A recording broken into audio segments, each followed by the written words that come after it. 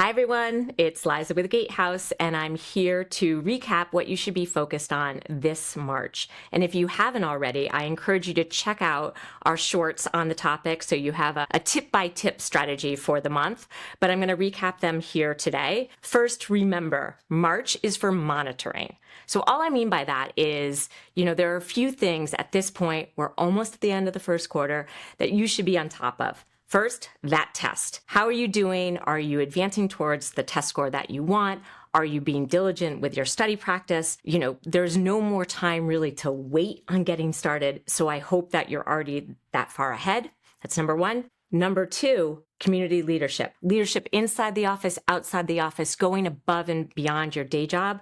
You need to start that now so that you are more likely to have stories this fall when you actually apply. Number three, focus on building those relationships, both in the office or in the community. And also, I want you to think about your prior job, if you are currently at your second or even your third job. Keep those relationships warm. Keep them healthy. You might need to reach out to one of them for a recommendation letter in about May, June. So if you have that relationship warm and healthy now, they're going to be more likely to say yes when you come asking for a favor down the road. Okay, so March is for monitoring. What else is March for? Well, number one thing I want to tell you is now we've got a new list of numbers to focus on, but I want you to lock down your consultant. If you are thinking about working with an MBA admissions consultant, now is the time. If you'd asked me about this 10 years ago, close to 15 years ago when I started, I would say March is way too early. What are you doing thinking about a consultant now? Focus on the rest of your life. Come back to us in June or July.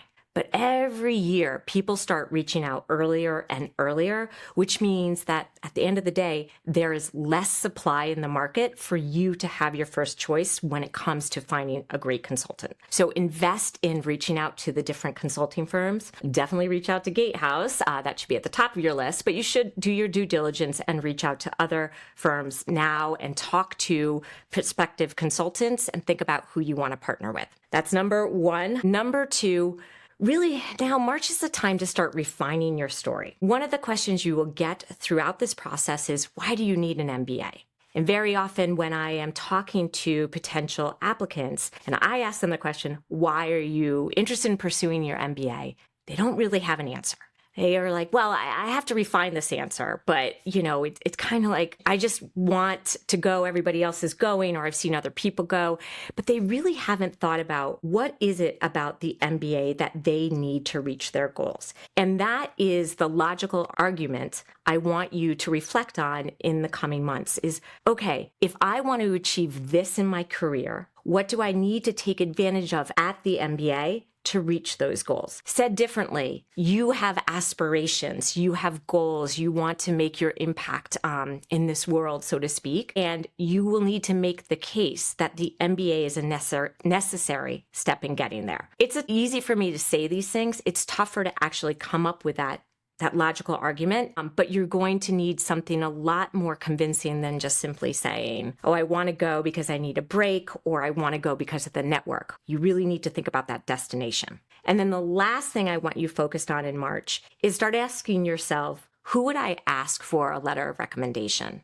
For some of you, it's going to be very obvious. You're going to think about your current manager or a past manager, ideally both. But for others, you might be not sure who makes sense, who's a real advocate of yours, and who's going to invest the time and energy in writing a letter on your behalf.